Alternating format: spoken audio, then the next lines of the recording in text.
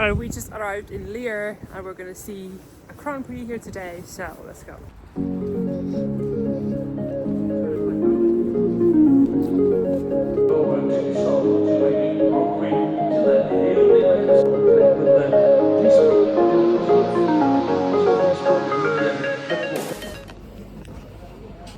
So Larry is having currently coffee with Mel, and in the meanwhile I'm sorting out our videos that we got earlier today and also doing our Instagram stories.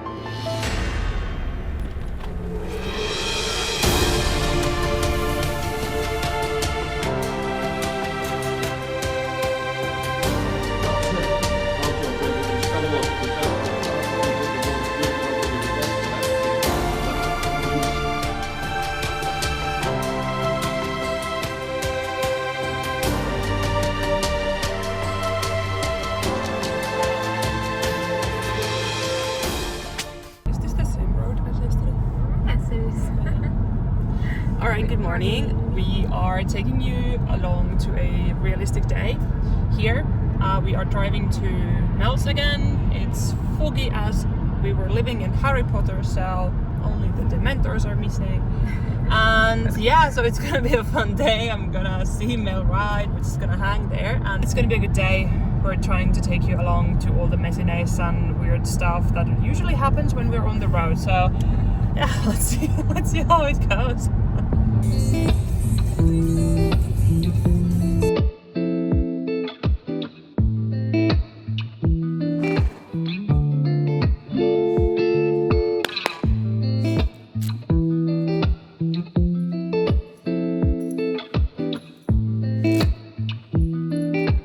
When do you leave to Hong Kong? Yeah, horses leave next week, Monday. I'm not sure if I'm flying Monday or Tuesday just yet. Yeah, okay. And you're home before that? I'm in Pilberg this week, but Okay. that's basically home. Yeah, that's basically yeah. Okay. Yeah. And then we can probably get like a few good workouts in, Yeah. focusing on that.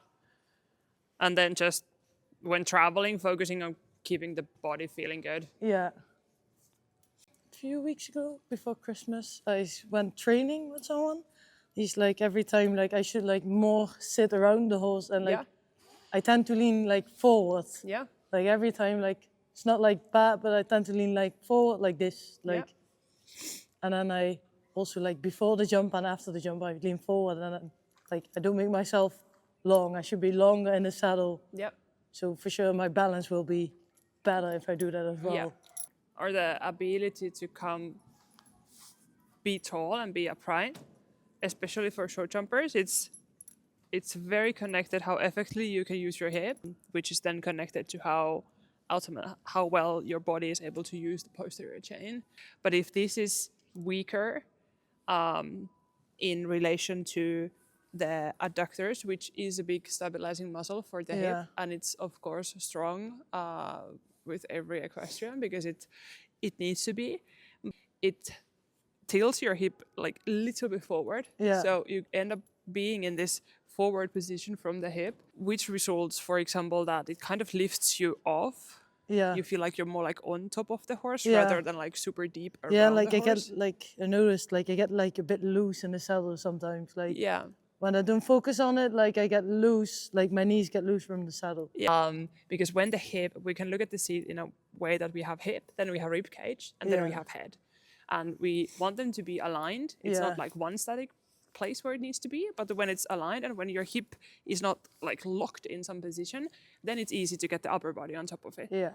And then it doesn't really come from here. So by kind of turning the hip just underneath you again, then you have the core and the rib cage, and then you are upright because the hip is not like bringing you forward. Yeah. but we will look at the gym also, the strength movements Yeah. and all that. So then the body knows automatically what to do. Yeah, it should go automatically. Yeah. Yeah. Should not be one of the things I should No. be thinking about. Yeah, because there's a million other things. Yeah. Yeah.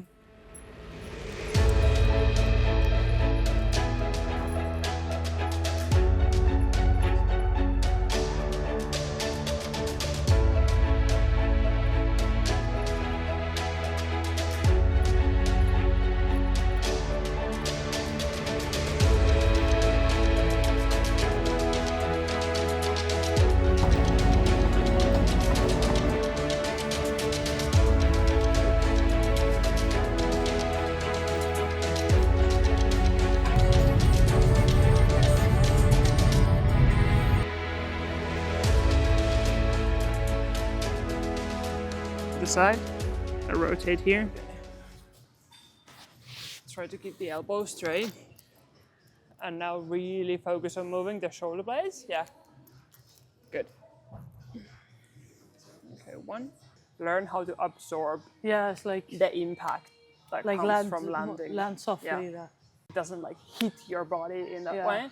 It also then So you protects. land soft and like sit Yeah. up. Makes it easier. Good. Super. Two more. Two things.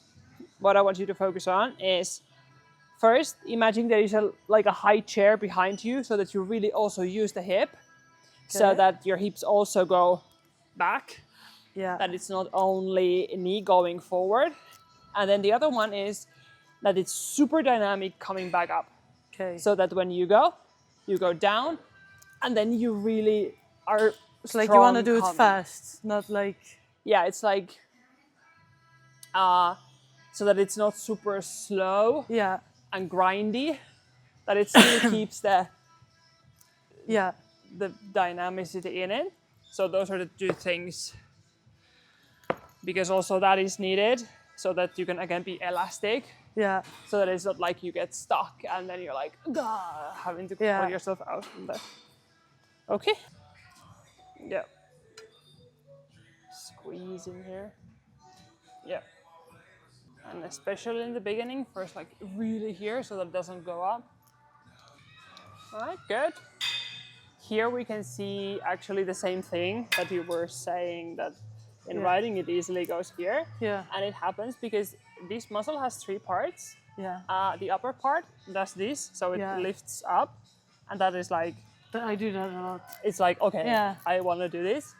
Then the mid part of the muscle helps to pull the shoulder blades together, Yeah. and the lower part helps to glue that shoulder blade corner there. Yeah, And these are a little bit weaker compared to this. Yeah. So this guy is like, okay, I can Pulling do up, yeah. everything. And then when that happens, when the support kind of comes from here, it also tends to Goes go forward, forward. yeah. And when it goes from here, then also the elbow goes here. Because Yeah. basically then like you're carrying it from yeah, here. Okay, this is probably the best hip / lower back release for riders. But at least I like this one. Like you have the post right. Do you have this one in? I Yeah. like this one. yeah.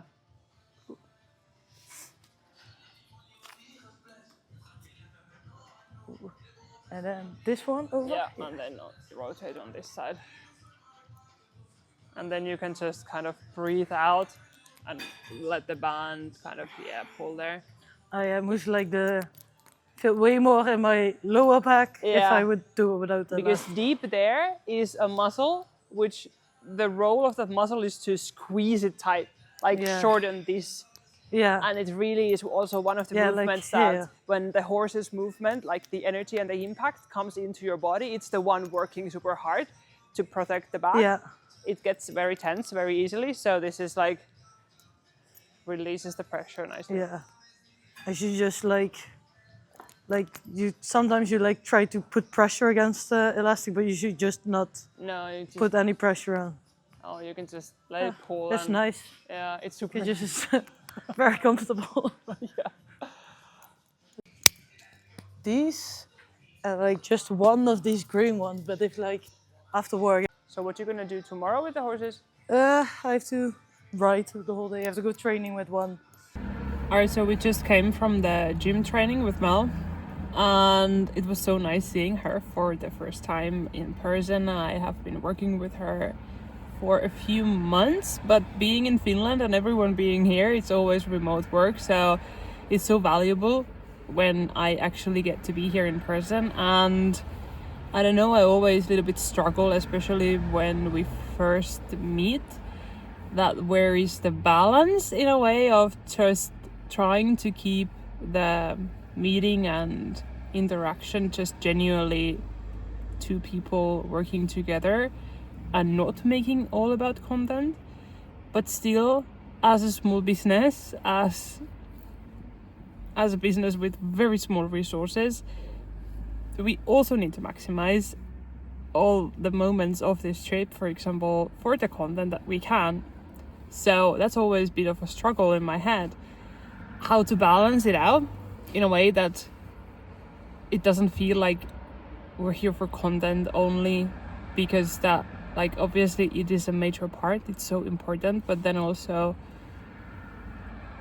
it's still about the people the most, and being here to help the riders, and one step at a time route what we're doing into the sport. So yeah, it's sometimes a bit of a struggle. And I also, like, this is just thoughts from my head, like, I have so much going on in my head at the moment. Other thing that I have been really thinking about this trip is that it's so hard, especially with the gym workouts.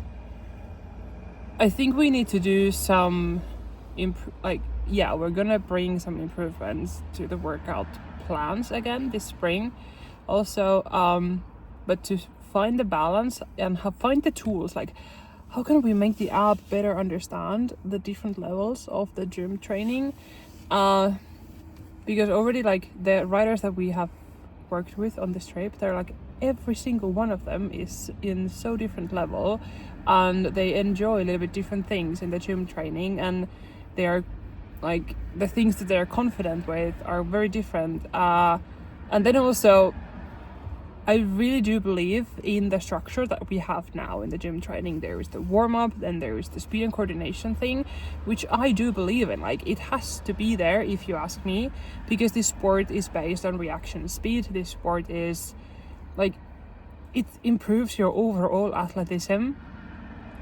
And then the strength movement pairs, and then the core conditioning and core circuit in the end. I really like the structure, so I think I also struggle sometimes a little bit trying to please everyone in a way that I am, like, not standing 100% after, like, behind the thing that I believe in, which is, like, this is the way of structuring a gym workout, and I want to bring in more variety in a way without losing the very heart of the strength and conditioning idea behind it, because I don't just want to do traditional gym training, because I don't believe that is the best way to train as an athlete, just doing machines, for example. But I do get it that when you're a beginner, it's easier to start with that, so I need to find a better balance, and, like, that all is in my head. Like, and my head is at the moment a very messy place, but I wouldn't get these ideas if I wasn't here, so it's a good thing. So yeah, I don't know, but it was a good day. Now we're gonna go and find coffee. Half of my head was still in the shop.